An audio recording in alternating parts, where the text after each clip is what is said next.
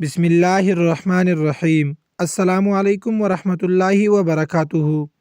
नाज़रीन, कब्र का अज़ाब जहन्नम के अज़ाब से कहीं ज़्यादा बुरा है।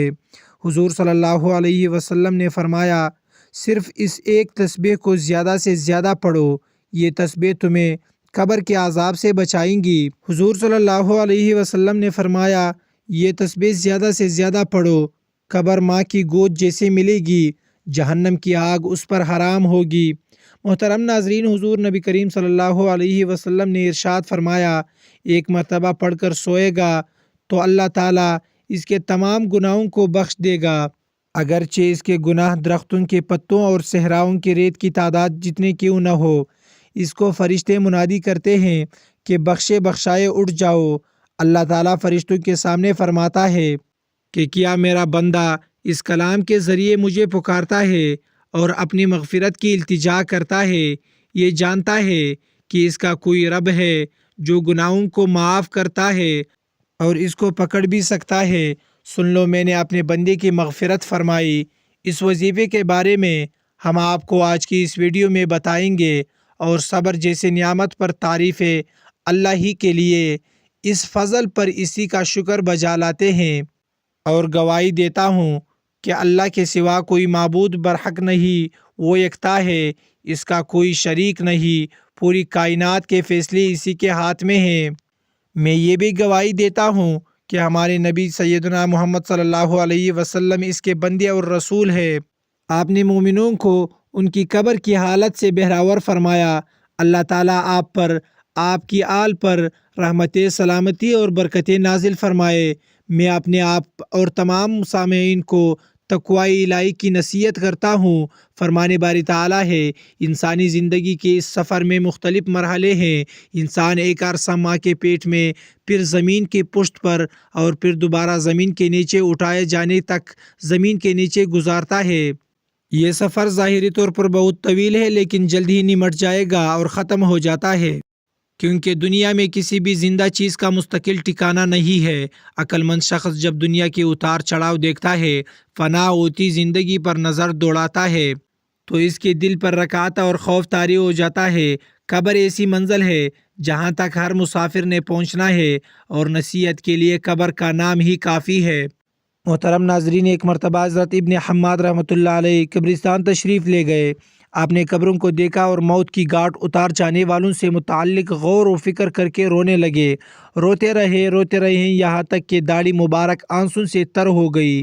फिर अरबी अशार पढ़कर फरमाया, लोगों, खुदा की कसम, नेक आमाल में कोशिश कर लो, बेशक कब्र तुम्हारे सामने है, मौत तुम्हें ढूंढ रही है। जो तुमने जोड़ कर रखा है तकसीम कर दिया जाएगा। जो इमारतें तुम तामीर कर रहे हो वीरान हो जाएंगे, तुम्हें तंग कब्र में उतार दिया जाएगा। बस इससे निजात नेक आमाल की सौगात होगी। इसकी कब्र जन्नत के बागों में से बाग बनेगी। मगर जो नादान नेकियां जमा करने में नाकाम रहा होगा, इसकी कब्र जहन्नम की घड़ों में से घड़ा बना दी जाएगी। ए भाइयों, जल्दी से नेक आमाल जमा कर लो। मेरे भाइयों और बहनों, मौत वाकई सर पर खड़ी है। न जाने कब मलकुल मौत अलैहिस्सलाम तशरीफ़ ले आए और हमें मौत की नींद सुला दे। इससे पहले कि बहुत देर हो जाए, हमें चाहिए कि जल्द अज जल्द कब्र व आखिरत की तैयारी में मसरूफ़ हो जाए।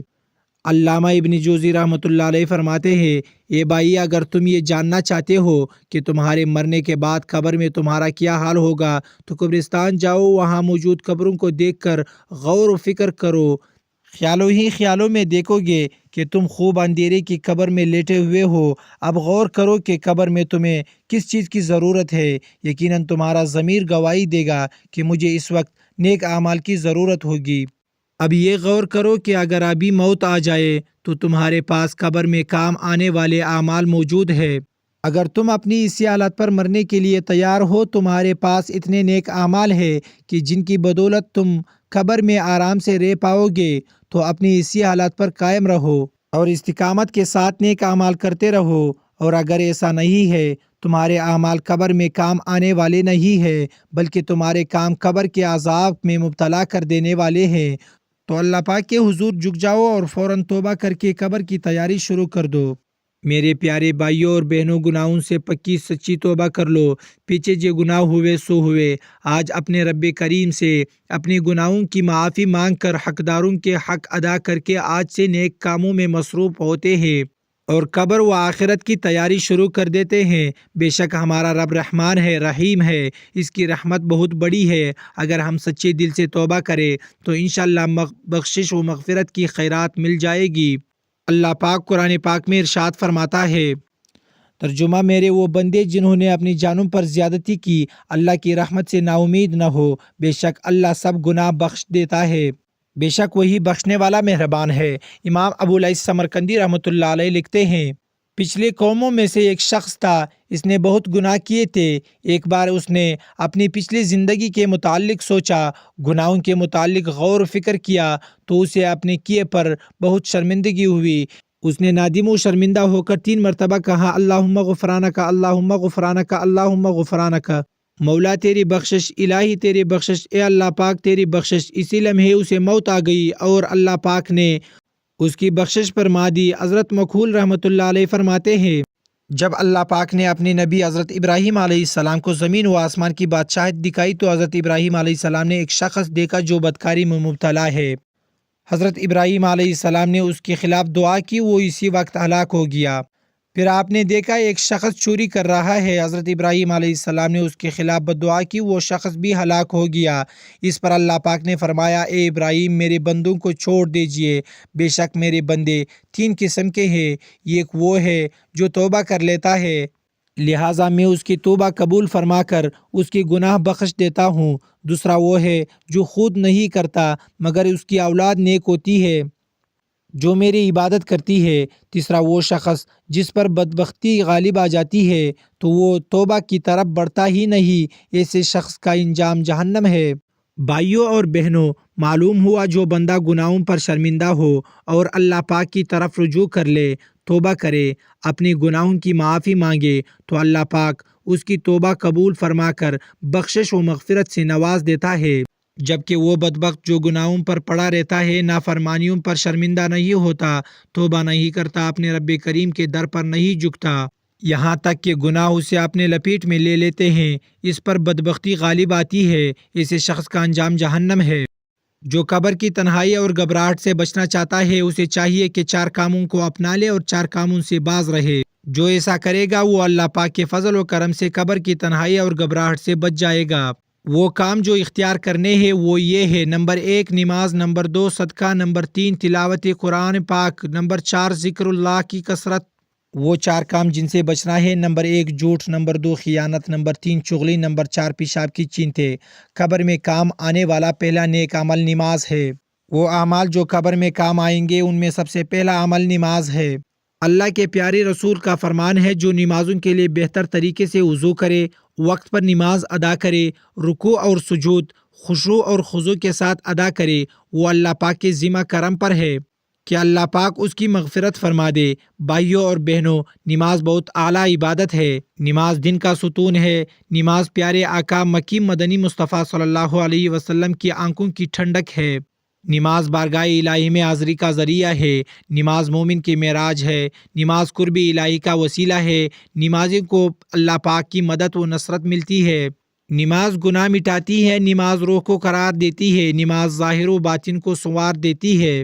نماز رزق میں برکت لاتی ہے۔ نماز قبر میں کام آئے گی۔ نماز قبر کی گھبراہٹ اور عذاب قبر سے بچائے گی۔ دوستو، آئیے نیت کرتے ہیں کہ آج سے ہماری کوئی نماز قضا نہیں ہوگی۔ ہم 5 نمازیں مسجد میں باجماعت ادا کریں گے۔ خدا نخواستہ پہلے اگر کوئی نماز قضا ہوئی ہے تو وہ بھی جلد از جلد ادا کر لیں گے انشاءاللہ۔ قبر میں کام آنے والا دوسرا نیک عمل صدقہ۔ قبر کے اندھیرے کو روشنی میں اور وحشت کو امن و سکون میں بدلنے والا دوسرا عمل صدقہ خیرات ہے۔ اللہ پاک کے آخری نبی رسول ہاشمی صلی اللہ علیہ وسلم کا مبارک فرمان ہے، بے شک صدقہ قبر کی گرمی کو بجھاتا ہے۔ قبر کی گرمی اور وحشت سے بچنے کے لیے صدقہ خیرات کی عبادت بنائے۔ بے شک صدقہ یعنی راہ خدا میں کچھ دینا بڑی فضیلت کا کام ہے۔ صدقہ برائیوں کے دروازے بند کرتا ہے۔ صدقہ قبر کی گرمی سے بچاتا ہے۔ صدقہ گناہوں کو یوں مٹاتا ہے جیسے پانی آگ کو بجھا دیتا ہے۔ صدقہ بلاؤں کو ٹالتا ہے، صدقہ عمر میں برکت کا سبب ہے، صدقہ بری موت سے بچاتا ہے، صدقہ اللہ پاک کے غضب کو بجھاتا ہے، صدقہ کرنے سے رزق میں برکت ہوتی ہے، صدقہ خیرات سے غربت مٹتی ہے، صدقہ رحمت الہی پانے کا ذریعہ ہے۔ لہٰذا آج کے بابرکت دن سے صدقہ خیرات کرنے کی اچھی نیت بھی کر لیجئے۔ زکوٰۃ فرض ہوتی ہو تو پوری زکوٰۃ ادا کرنے کی نیت کر لے، صدقہ دینے کی نیت کر لے۔ اس کے علاوہ نفل صدقات بھی کرتے رہنا چاہیے۔ جو بیچارے غریب ہے، آمدن کم ہے، ان کو بھی چاہیے کہ کچھ نہ کچھ صدقہ ضرور کرے، 1 روپیہ ہی کرے، بہرحال صدقہ کرنا چاہیے۔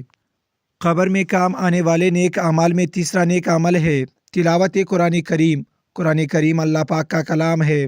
تلاوت قرآن سے رحمت ملتی ہے، تلاوت کی برکت سے مصیبت ٹلتی ہے، تلاوت کی برکت سے غم دور ہوتے ہیں۔ تلاوت کرنا سنت مصطفیٰ صلی اللہ علیہ وسلم ہے۔ تلاوت کرنا صحابہ کرام رضوان اللہ تعالی عنہم کا طریقہ ہے۔ تلاوت قرآن پاک قیامت کی ہولناکیوں سے بچاتی ہے، اور تلاوت قرآن پاک کی برکت سے قبر روشن ہوتی ہے۔ حضرت ثابت بنانی رحمۃ اللہ علیہ روزانہ ایک بار ختم قرآن پاک فرماتے تھے۔ آپ ہمیشہ دن کو روزہ رکھتے اور ساری رات اللہ کی عبادت کرتے۔ جس مسجد سے گزرتے اس میں 2 رکعت نماز ضرور پڑھتے۔ نماز اور تلاوت قرآن پاک سے آپ کو خصوصی محبت تھی۔ آپ پر ایسا کرم ہوا کہ رشک آتا ہے۔ منقول ہے جب بھی لوگ آپ کے مزار پاک کے قریب سے گزرتے تو قبر انور سے تلاوت قرآن پاک کی آواز آ رہی ہوتی تھی۔ بھائیوں اور بہنوں، نیت کیجیے کہ قبر کی وحشت و تنہائی سے بچنے اور نیکیاں کمانے کے لیے ہم بھی تلاوت قرآن پاک کیا کریں گے۔ ماہ رمضان المبارک بھی تشریف لانے والا ہے۔ اس بار رمضان المبارک میں پورا قرآن کریم مکمل پڑھنے کی نیت کر لیجئے، بلکہ 1 کیوں 5 قرآن کریم ختم کیجئے۔ امام اعظم رحمۃ اللہ علیہ رمضان المبارک میں 61 قرآن کریم ختم کیا کرتے تھے۔ جس سے ہو سکے امام اعظم رحمۃ اللہ علیہ کی پیروی کرے، دن رات تلاوت قرآن پاک میں مصروف رہے، انشاءاللہ الکریم برکتیں ہی برکتیں ہوں گی۔ رمضان المبارک آنے سے پہلے بھی تلاوت کرنی ہے، آج ہی سے تلاوت شروع کر دیجئے۔ اللہ پاک ہم سب کو توفیق دے۔ قرآن پاک اور تلاوت قرآن پاک سے ایسی محبت ہو کہ سب فضولیات چھوٹ جائے اور ہم بس قرآن ہی کے ہو کر رہ جائے۔ آمین۔ الحمدللہ۔ ماہ رمضان المبارک کی آمد ہے۔ روزوں اور سحر و افطار کے ساتھ ساتھ تراویح کی بھی بہاریں ہوں گی۔ علماء کرام نماز تراویح میں قرآن کریم سنانے کی سعادت حاصل کریں گے، اور خوش نصیب عاشقان رسول صلی اللہ علیہ وسلم قرآن کریم سن کر ثواب کمائیں گے۔ اللہ کریم ہمیں بخیر و عافیت رمضان تک پہنچائے، ہم روزے بھی رکھے، تلاوت بھی کرے اور خوب ذوق و شوق کے ساتھ نماز تراویح بھی ادا کرے۔ اللہ پاک کے آخری نبی رسول ہاشمی صلی اللہ علیہ وسلم نے فرمایا، جو رمضان میں ایمان کے ساتھ اور طالب ثواب کے ساتھ قیام کرے، اس کے گزشتہ صغیرہ کبیرہ گناہ معاف کر دیے جاتے ہیں، بخش دیے جاتے ہیں۔ اللہ پاک ہمیں قبر کے عذاب سے محفوظ فرمائے۔ قبر کی تنگی وحشت سے بچنے کے لیے ہم نے کل 8 کام سنے، ان میں سے 4 کام اختیار کرے۔ نماز کی پابندی کرے، صدقہ خیرات کی عادت بنائے، کثرت سے تلاوت کرے اور ذکر اللہ کی کثرت کرنی ہے، اور 4 کاموں سے بچنا ہے۔ جھوٹ نہیں بولنا، خیانت نہیں کرنی، چغل خوری سے بچنا ہے، پیشاب کے چینٹون سے بچنا ہے۔ یہ 8 کام کریں گے تو انشاءاللہ اللہ پاک کی رحمت سے عذاب قبر سے محفوظ رہ جائیں گے۔ اللہ پاک ہم سب پر رحم فرمائے۔ کاش آج کی بابرکت رات میں ہم سب بخشش و مغفرت کی خیرات پانے میں کامیاب ہو جائے۔ محترم ناظرین، اب ہم آپ کو بتائیں گے کہ وہ کون سی تسبیح ہے جس کو زیادہ سے زیادہ پڑھنے سے قبر کے عذاب سے بچ جائیں گے۔ ام المومنین حضرت عائشہ صدیقہ رضی اللہ تعالی عنہا سے روایت ہے کہ رسول اللہ صلی اللہ علیہ وسلم نماز میں یہ دعا مانگتے، اللہم انی اعوذ بک من عذاب القبر، یا اللہ میں پناہ مانگتا ہوں تیرے قبر کے عذاب سے۔ رات کو سونے سے پہلے ایک تسبیح یہ دعا پڑھ کر سو جائے اور ہر نماز کے بعد 3 مرتبہ پڑھے۔ حضرت سیدنا امام احمد بن حنبل رحمۃ اللہ علیہ فرماتے ہیں، یعنی عذاب قبر حق ہے، اس کا انکار گمراہی ہے اور گمراہی کے سوا کچھ نہیں ہے۔ کافر اور منافق یعنی زبان سے دعویٰ اسلام اور دل میں اسلام سے انکار کرنے والے کو ہمیشہ عذاب قبر ہوگا۔ گنہگار مسلمان کو گناہوں کے برابر قبر میں عذاب ہوگا، لیکن دعا، صدقہ وغیرہ کے سبب اللہ تعالیٰ چاہے گا تو ان سے عذاب اٹھا لیا جائے گا۔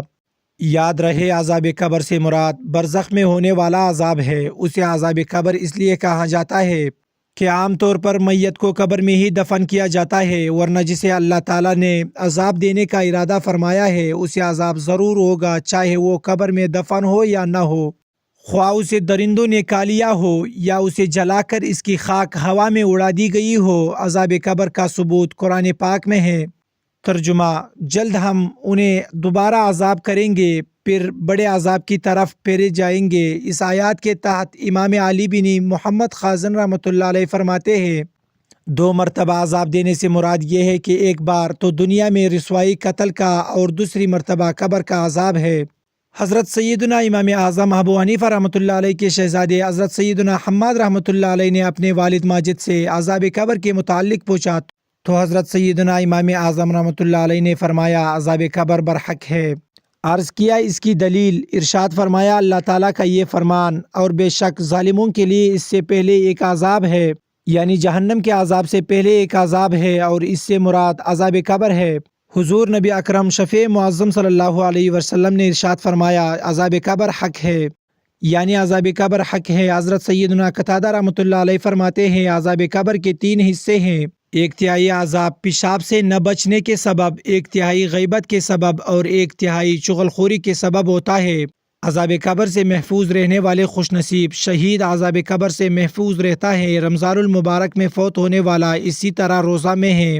جمعہ یا شب جمعہ انتقال کرنے والا، روزانہ رات میں سورۃ الملک پوری سورت پڑھنے والا، تلاوت قرآن پاک کرنے والا، اسی طرح ہر وہ مسلمان جس سے قبر کے سوالات نہیں ہوں گے اسے عذاب قبر بھی نہیں ہوگا۔ حضرت سیدنا امام عمر نصفی رحمۃ اللہ علیہ نے فرمایا فرمان بردار مسلمان کو عذاب قبر نہیں ہوگا، لیکن اسے قبر دبائے گی اور وہ اس کی تکلیف اور خوف کو محسوس بھی کرے گا۔ عذاب قبر تیری آنکھ، کان، منہ، زبان، پیٹ، شرمگاہ، ہاتھ، پاؤں اور تمام بدن کے گناہوں کی وجہ سے ہوتا ہے۔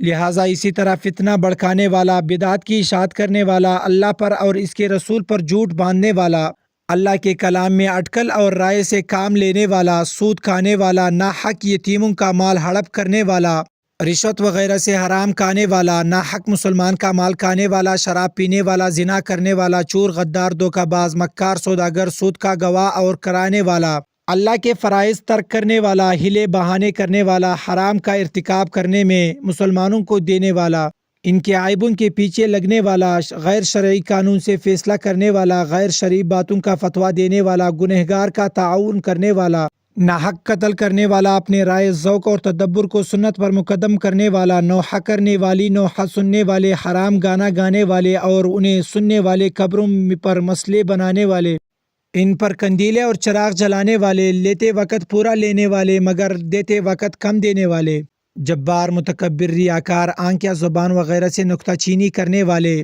اسلاف کو برا کہنے والے، کاہن، نجومی، رومال، جعفر اور فال وغیرہ کھولنے والوں کے پاس جانے والے اور ان سے پوچھ کر ان کی تمام باتوں کی تصدیق کرنے والے، ظالموں کا مددگار جنہوں نے غیروں کے بدلے میں اپنی آخرت فروخت کر ڈالی ہو، اللہ تعالیٰ سے ڈرانے کے باوجود نہ ڈرنے والے، گناہوں سے باز نہ رہنے والے لیکن مخلوق سے ڈرائے جائے تو ڈرانے والے اور باز آ جانے والے، وہ لوگ جن کی اگر قرآن و سنت سے رہنمائی کی جائے تو پرواہ نہ کرے اور راہ پر نہ آئے، لیکن جن سے حسن و عقیدت ہے اگر ان کی کوئی بات بتا دی جائے تو دل و جان سے قبول کر لے۔ حالانکہ انبیاء کے سوا تمام لوگ غیر معصوم ہے اور سب سے غلطیاں ہوتی ہے، وہ جنہیں قرآن سنایا جائے تو اسے متاثر نہ ہو بلکہ گھبرانے لگے، لیکن اگر شیطانی کلمات، زنا کا منتر اور نفاق کا مادہ سن لے تو کھل جائے، دل میں بے حد مسرت محسوس کرنے لگے، دلی خواہش رکھے کہ گانے والے یا گانے والیاں خاموش نہ ہو، اللہ کی جھوٹی قسم کھانے والے اور غیر اللہ کی جھوٹی قسموں کو کسی حال میں بھی نہ ترک کرنے والے، خواہ کتنی ہی سخت سزا کیوں نہ دی جائے، گناہوں پر فخر کرنے والے اور اپنے بھائیوں اور دوستوں میں دل کھول کر بے پرواہی سے خوب گناہ کرنے والے، وہ جن سے لوگوں کی عزتیں اور مال محفوظ نہ ہو، بد زبان، بد خلق، جن کے غنڈے پن سے ڈر کے لوگ انہیں چھوڑ دے، آخری وقت نماز پڑھنے والے، مرغ کی طرح ٹھونگے مارنے والے اور اللہ کا ذکر نہ کرنے والے، خوشی سے زکوٰۃ نہ دینے والے، قدرت کے باوجود حج نہ کرنے والے، قدرت کے باوجود حقوق ادا نہ کرنے والے، حرام نگاہ سے، حرام کام سے اور حرام لقموں حرام قدموں سے نہ بچنے والے، کمائی میں حرام و حلال کی تمیز نہ کرنے والے، صلہ رحمی نہ کرنے والے، مسکینوں، بیواؤں، یتیموں اور بے زبان جانوروں پر ترس نہ کھانے والے بلکہ یتیموں کو ڈانٹنے والے اور محتاجوں کو کھانے کی رغبت نہ ڈالنے والے، دکھاوے کے لیے عمل کرنے والے، برتنے کی چیزوں کو روکنے والے اور عیب و گناہ چھوڑ کر لوگوں کے عیب و گناہ ٹٹولنے والے۔ غرض یہ کہ ہر قسم کے گناہ گار اپنے اپنی گناہوں پر قبر کے عذاب کا شکار ہوں گے، اور گناہوں کے ہلکے اور سنگین ہونے سے عذاب قبر بھی سنگین یا ہلکا ہوگا۔ اللہ تعالیٰ سے دعا ہے کہ ہمارے رب ہمیں دنیا میں بلائی اور آخرت میں بھی بلائی دے اور ہمیں دوزخ کے عذاب سے بچائے، آمین۔